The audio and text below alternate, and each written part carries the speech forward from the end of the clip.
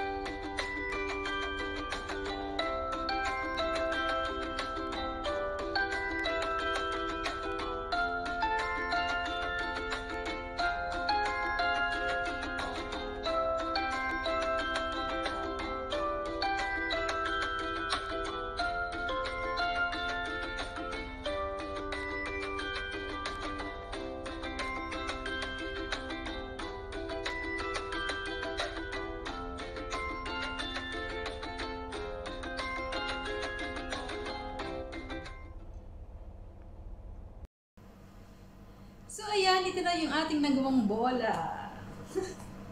So, okay lang yun. Kasi sa ilalim naman yan eh. So, ayan. Ito na po.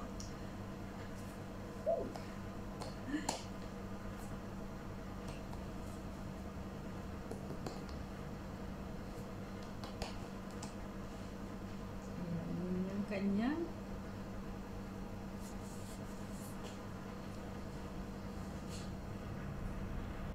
So, ayan, bali, continue lang po natin yung ating cake. So, ito na po yung ating cake. Yung ating ginamit pong cake dito is chocolate cake. So, sorry po, hindi ko po napakita sa inyo kung paano ko po kinaviran yung ating chocolate cake ng ating black fondant. So, ayan, at ngayon, didesignan lang po natin ng nozzle, grass design yung nozzle po ng ating pinang-design dito sa ating fondant cake, pero sa ating base. So, ayan, i-continue lang po natin hanggang sa mapuno yung ating design dito sa pinaka-base niya. So, ayan.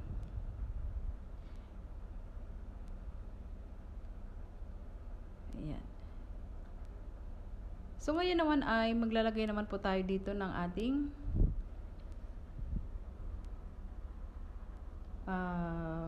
bali yung name po ng my birthday. Ito yung MB.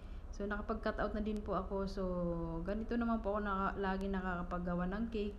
So, putol-putol po. Kaya, hindi ko ulit napakita sa inyo paano ko po ginawa yung ating fondant na letters. So, ito po yung my birthday, si MB at 30. So, 38 na pala siya. At 38. So, ayan. Pinangdikit lang po natin dito yung kanyang name, MB. Ayan. So, bali fondant din po yan. Kinat out lang po natin. Mano-mano, wala po tayong cutters dyan. So, ayan.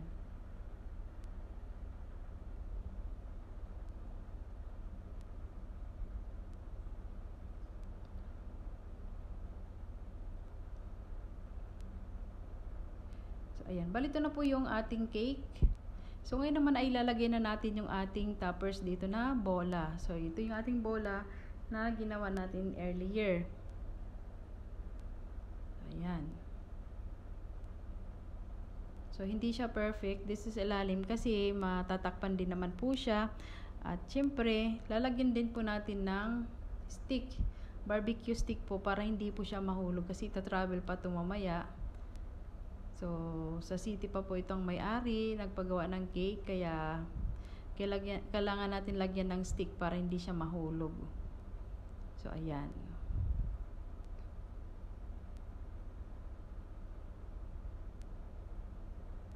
So, ngayon naman ay maglalagay tayo ng water. So, ito yung water lang yung pinangdidikit natin dito sa fondant, sa ating toppers. Ayan. Ito na yung ating bola.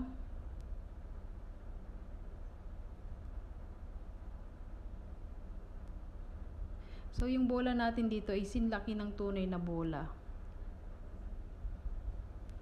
So, ayan.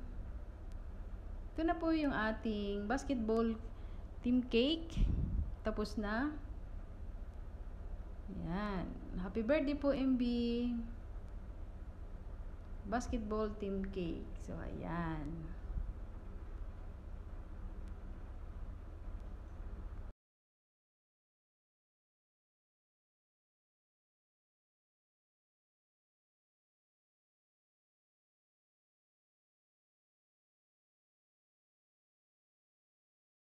So, ayan, ito na po yung ating basketball team cake. So, ayan, may nagkamali ako ng paglagay. Kasi dapat ito medyo baba siya dito. So, bahala na yung nag-order ko. Okay lang sa kanya. So, ayan, hanggang dito na lang muna ulit ang aking vlog ngayon. OFW Mac Chickies Vlog, basketball team cake. Bye! Mali talaga ako, mali. Bye!